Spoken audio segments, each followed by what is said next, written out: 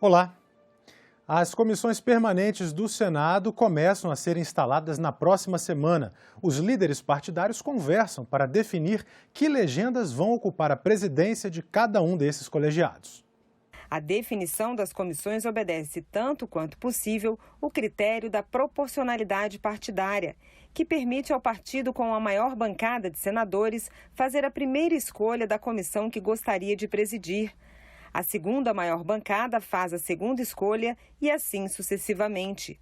Todos os partidos podem lançar candidatos. O nome de quem vai presidir o colegiado passa necessariamente por uma votação.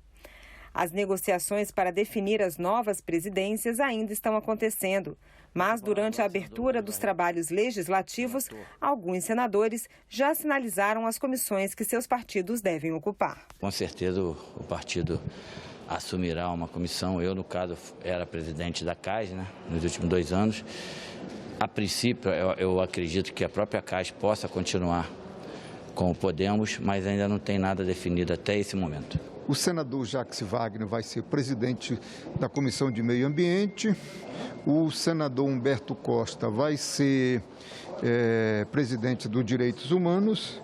E o senador Jean Paul vai ser o líder da minoria. Eu creio que logo a gente vai ter essa definição, logo a gente vai ter essa conclusão para que a gente possa já começar a discutir coisas importantes para o nosso país, para a população brasileira. Tá bom? É isso que eu espero. E rápido. Lei orçamentária, reforma tributária e as propostas de emenda à Constituição Emergencial e do Pacto Federativo e dos fundos. Propostas que fazem parte das prioridades definidas aqui no Congresso Nacional. A Lei Orçamentária Anual estima as receitas e fixa as despesas do governo. A LOA não foi votada no ano passado porque não houve acordo para a formação da Comissão Mista de Orçamento, que discute a lei. O orçamento de 2021 já deveria ter sido aprovado até dezembro de 2020. Esse é um atraso que deve sempre ser evitado, principalmente porque passa à sociedade, sobretudo aos agentes públicos, inclusive aos investidores, uma sinalização de falta de entendimento e desacerto político. O que não é bom. A reforma tributária também é prioridade para Executivo e Legislativo. Uma comissão mista criada no ano passado analisa 2 propostas, uma de iniciativa da Câmara e outra do Senado. E tem ainda um outro texto que foi encaminhado pelo governo e que ainda não foi analisado por nenhuma das casas. A expectativa já anunciada pelos presidentes Rodrigo Pacheco e Arthur Lira é de que a comissão mista termine de analisar os textos ainda este mês e que a reforma seja votada até outubro pelos plenários. O que precisa agora é que haja o alinhamento das 2 casas, que se ouça também o governo federal e a equipe econômica, para tentar convergência em relação à reforma tributária. A nossa missão, que não é fácil, é juntar tudo num texto só. Que a gente, ainda neste ano, se possível, até o meio do ano, agosto no máximo, a gente consiga entregar para o Brasil um novo sistema tributário. Economistas defendem que a reforma tributária seja votada o mais rápido possível, mas avaliam que não é uma missão fácil. Há algo de extrema importância para o país, para a questão do crescimento, para a questão da distribuição de renda. Temos uma série de distorções. A reforma tributária é absolutamente indispensável, ela precisa ocorrer, mas não temos que reconhecer que é algo politicamente bastante complexo, né? Realmente é preciso um esforço muito grande de todos, da política e da sociedade, para que possamos avançar nesse campo. A ideia de uma reforma tributária em nosso país só faz sentido se ela vier com o objetivo de reduzir uma das maiores distorções que nós temos no nosso sistema de tributos e de impostos. Aquilo que a gente chama de regressividade desse modelo. A população de baixa renda, quando compra um produto, como 1 litro de leite, ou quando usa um celular, ou quando acende a luz na sua residência, paga exatamente o mesmo imposto que um grande milionário ou uma grande empresa quando utiliza dos mesmos serviços ou quando consome os mesmos produtos. Então, a gente precisa de uma mudança no sistema tributário para promover redistribuição de renda para promover justiça social. Também estão na lista de prioridades as 3 propostas de emenda à Constituição que fazem parte do Plano Mais Brasil. A PEC dos fundos, que realoca recursos de fundos infraconstitucionais para ajudar no pagamento da dívida pública e já aguarda votação em plenário. A PEC emergencial, que cria mecanismos de ajuste fiscal com gatilhos para o corte de gastos públicos, e a PEC do Pacto Federativo, que redefine as relações financeiras entre estados e municípios. Essas 2 propostas estão na Comissão de Constituição e Justiça do Senado. Desde 1996, a tabela do imposto de renda não é corrigida anualmente pela inflação. A revisão das alíquotas foi uma promessa de campanha do presidente Jair Bolsonaro. Segundo o Sindifisco, a tabela do imposto de renda acumula uma defasagem em relação à inflação de mais de 113% do seu valor.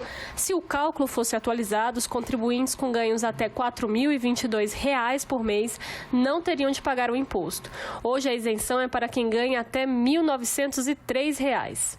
O contribuinte, o brasileiro, já paga muito imposto, já está muito sobrecarregado e a forma que se está a tabela é muito injusto e pouco equitário. Então, se faz necessário, porque desde 1996 não é feita uma correção pela inflação da tabela. E isso cria uma injustiça, isso cria uma desigualdade, onde quem recebe mais paga menos e quem recebe menos paga mais. E precisamos fazer com que a correção seja feita. Quem ganha até R$ 1.903 não precisa prestar contas com o imposto de renda. Quem ganha entre R$ 1.903 e R$ 2.826 tem de pagar 7,5%.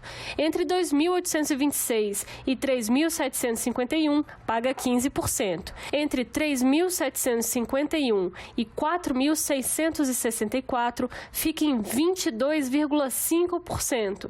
E acima de R$ 4.664, paga 27,5%. A revisão das alíquotas foi uma promessa de campanha do então candidato Jair Bolsonaro. Ele defendeu a isenção de quem ganha até 5 salários mínimos. O plano não saiu do papel. O presidente culpa a pandemia. Nós gostaríamos de passar para 5, né? Não ia ser de uma vez toda, mas daria até o final do nosso mandato fazer isso aí. Não conseguimos por causa da pandemia. Nós nos endividamos em mais 700 bilhões de reais. Não deu para atender. Vamos ver se para o ano que vem, pelo menos, passe de 2 para 3 mil reais. O ministro Paulo Guedes já anunciou que isentar os contribuintes que ganham até R$ 3 mil custaria 22 bilhões de reais ao governo. Desde 1996, não há uma política de correção constante da tabela do imposto de renda. Ela foi corrigida em 2002 e depois no período entre 2005 e 2015. O senador Regufe tem um projeto no Senado que pretende corrigir o que ele chama de injustiça tributária. Pelo texto, a tabela seria corrigida anualmente pelo valor do IPCA mais 1%. Medicamentos, vacinas e produtos necessários ao tratamento da Covid-19 de propriedade de indústrias estrangeiras podem ter seus preços reduzidos caso seja aprovado um projeto de lei que prevê a quebra de patentes durante a pandemia. A licença compulsória, mais conhecida como quebra de patentes, pode ser adotada para combater práticas anticompetitivas que tenham impacto no acesso e na inovação no campo da tecnologia médica. O Programa Brasileiro de Combate à AIDS, um exemplo reconhecido em todo o mundo, há mais de uma década incorporou a quebra de patentes com excelentes resultados.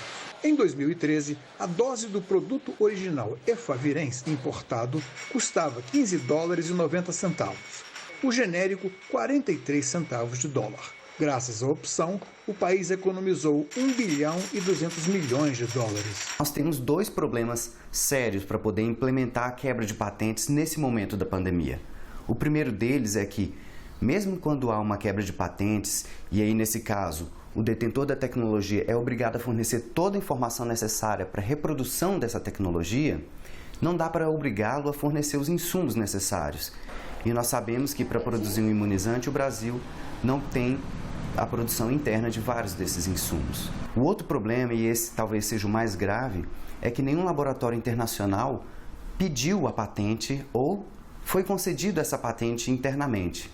Então não tem como se falar de quebra de patentes quando ainda não tem uma patente concedida para um imunizante, por exemplo. Produzir vacinas é caro? Trata-se de um investimento que precisa ser remunerado de forma justa. Mas ainda que a licença compulsória tenha que enfrentar complicados processos na justiça internacional, trata-se sobretudo de um instrumento político para ser aplicado na hora adequada. Com a escassez de vacinas, o surgimento de novas cepas do vírus e a hipótese de que a imunização tenha que ser renovada ano a ano, tudo indica que a quebra de patentes virá, e o quanto antes, melhor. A quebra de patente em medicamentos para combater a pandemia da Covid-19 não implica ignorar o direito às patentes, mas relativizar esse direito em caráter temporário em vista do interesse maior do povo brasileiro, propiciando assim a produção a custos mais baixos e sustentáveis para salvar vidas. Neste contexto da grave crise fiscal que atravessa o país, o importante, repito, é salvar vidas. Vidas em primeiro lugar. A Comissão Permanente Mista de Combate à Violência contra a Mulher criou o processo de monitoramento e avaliação das políticas de enfrentamento à violência contra mulheres. O relatório com os resultados de seu primeiro ciclo de avaliação deve ser entregue agora em março.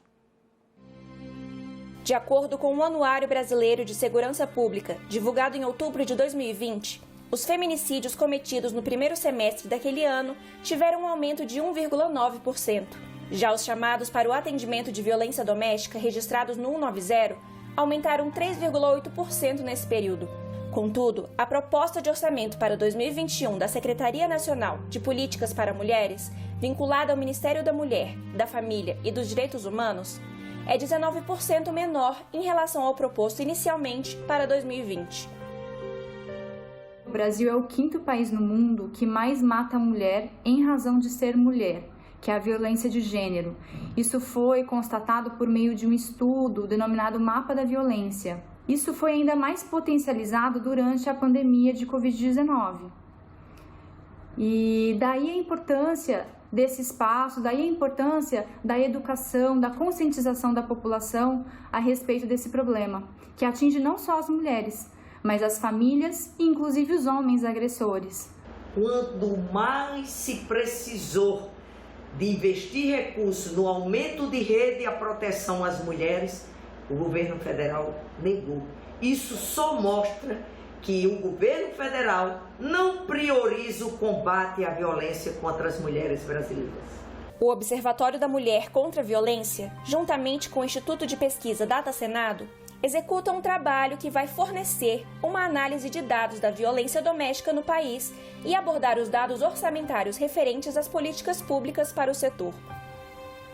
A partir desse retrato inicial, que vai trazer tanto a questão da evolução dos indicadores nos últimos 10, 20 anos, a questão também da análise orçamentária, de como tem evoluído a estratégia de atuação do Poder Executivo Federal em relação ao enfrentamento à violência, a gente começa a trabalhar para modificá-lo, para melhorá-lo, para que consigamos efetivamente fazer com que a atuação do poder público possa efetivamente reduzir a violência contra as mulheres.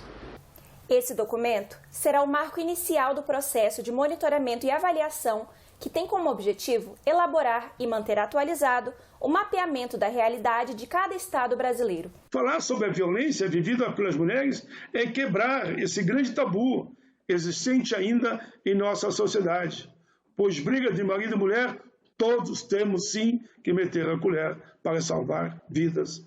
Falar, discutir, externar, abordar e enfrentar essa temática tão essencial para todos nós é um dos primeiros passos para educarmos a nossa sociedade e demonstrar que a mulher não é posse de ninguém e que ela pode sim fazer da sua vida o que ela quiser, o que bem entender. Inclusive, terminar um relacionamento sem ser morta pelo próprio parceiro ou companheiro. Conforme dados do IPEA e do Atlas da Violência, uma mulher é morta a cada 2 horas. Do total de mulheres mortas no país, quase 50% é por arma de fogo. Os homicídios de mulheres ocorrem 38,9% dentro das suas casas e principalmente as mulheres negras são as mais vitimadas.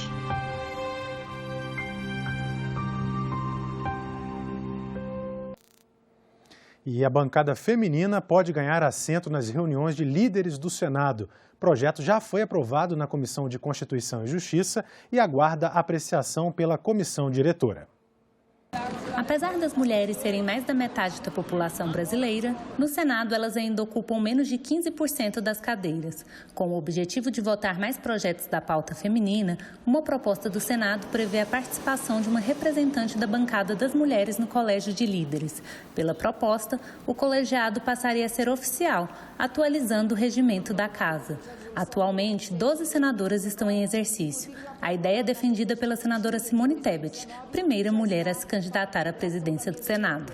Então, nós queremos realmente ir além de termos voz. Nós queremos efetivamente ter os espaços de deliberação antes de vir ao plenário. No Colégio de Líderes, na mesa diretora, acho importante, é uma homenagem à mulher brasileira. Tenho certeza que faz parte, inclusive, do seu compromisso que fez aqui no discurso belíssimo que apresentou a toda a nação e a todos nós. O presidente do Senado, o senador Rodrigo Pacheco, reconheceu a importância dessa participação e se comprometeu a sugerir a inclusão do projeto na pauta de votação. De fato, senadora Simone, esse foi um compromisso que eu apresentei aos meus colegas senadores, mas sobretudo às minhas colegas senadoras, por ocasião da minha candidatura. Reafirmei no meu discurso de pronunciamento no momento que assumi. O fluxo de pessoas nas aldeias indígenas e comunidades quilombolas vulneráveis à pandemia do coronavírus deve ser controlado por barreiras sanitárias. É o que prevê uma nova medida provisória em vigor desde o início de fevereiro. Segunda-feira Demétrio Tirió foi o primeiro indígena a ser vacinado no norte do Pará em 18 de janeiro. Essa vacina ela é importante para os nossos povos. Nos depoimentos de outras lideranças, a luta a favor da vida e contra a disseminação das fake news envolvendo a vacina.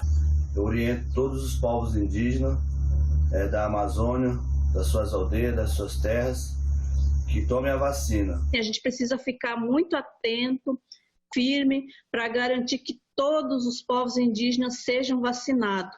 Segundo dados da Articulação dos Povos Indígenas do Brasil, já foram registrados 47.542 casos de Covid-19 entre índios, com 942 mortes, atingindo 161 etnias. A vacina é fundamental, mas a mutação do vírus reforça a necessidade de barreiras sanitárias em torno das comunidades indígenas, controlando o fluxo de pessoas e reduzindo a possibilidade de contágio com as novas cepas mais agressivas. A MP que tratava do tema perdeu a validade em dezembro passado. Mas, diante da reação do Congresso, do Ministério Público e de entidades indígenas, o Planalto editou uma nova medida provisória autorizando a FUNAI a montar barreiras sanitárias protetivas em volta das aldeias para evitar o contágio e a disseminação da Covid-19 entre os habitantes locais. A medida provisória 1027 é a reedição da 1005 para tentar cumprir as determinações do STF. Infelizmente, o governo perdeu mais uma vez a chance de adotar as medidas necessárias e adequadas para atender os povos indígenas. Apenas a instalação de barreiras sanitárias não é o suficiente para preservar a saúde e o patrimônio cultural dos povos indígenas e quilombolas.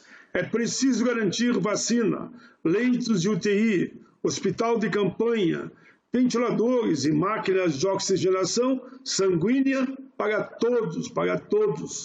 Apresentei emendas para assegurar o acesso às terras indígenas e quilombola das organizações não governamentais, prorrogando as medidas até o final da pandemia. As pessoas têm reagido de diversas formas diante da pandemia. A situação testa até o limite a capacidade de resistência do indivíduo e das populações como um todo. Para muitos, a imagem da capital do país, vazia de gente, lembrava os filmes de ficção científica. Mas a quarentena do início da pandemia do coronavírus foi como um alerta bem real. Diante desse minúsculo organismo, nos descobrimos indefesos. Nas ruas, no transporte público, apenas os profissionais da saúde, os prestadores de serviços essenciais, os frentistas dos postos de combustíveis, os motoboys, símbolos de um novo tempo. Para os que perderam o sustento, não faltaram demonstrações de solidariedade. Mutirões em grandes comunidades como Paraisópolis ou nesta pequena ONG do Rio de Janeiro. O vírus nos tornou iguais a todos. Manter distância e isolamento, deixar encontros e abraços para depois, mas até quando seríamos capazes de adiar nossas vontades pessoais em nome do coletivo? Recuperar a confiança, o respeito pelo outro, o senso de coletividade. Esse deveria ser o foco dos indivíduos e das populações em tempos de pandemia, pelo menos enquanto não chegasse um remédio ou a vacina fizesse efeito. Mas a realidade não é bem assim. Muitas dessas pessoas que continuam seguindo até as recomendações da OMS do isolamento físico, mas que depois de quase um ano nesse processo, nessa condição, elas se veem traindo a própria consciência. Observamos principalmente nas pessoas extrovertidas, que sempre gostaram de se aglomerar em festas, de viajarem, enfim, de saírem para dançar, de estar com os outros, né? Nesse sentido, a gente pode afirmar um forte desejo de voltarem a fazer tudo isso que sempre fizeram. Neste caso, o desejo vence a necessidade do autocuidado para sobreviver e também para a sobrevivência do outro. Na verdade, não nascemos para viver isolados. Veio o cansaço com as medidas recomendadas e pouco a pouco ficamos relaxados. Mesmo nos países que adotaram um rigoroso lockdown e conseguiram ultrapassar a primeira onda com resultados positivos, as pessoas se descuidaram e no verão do hemisfério norte voltaram a se agrupar sem a devida distância.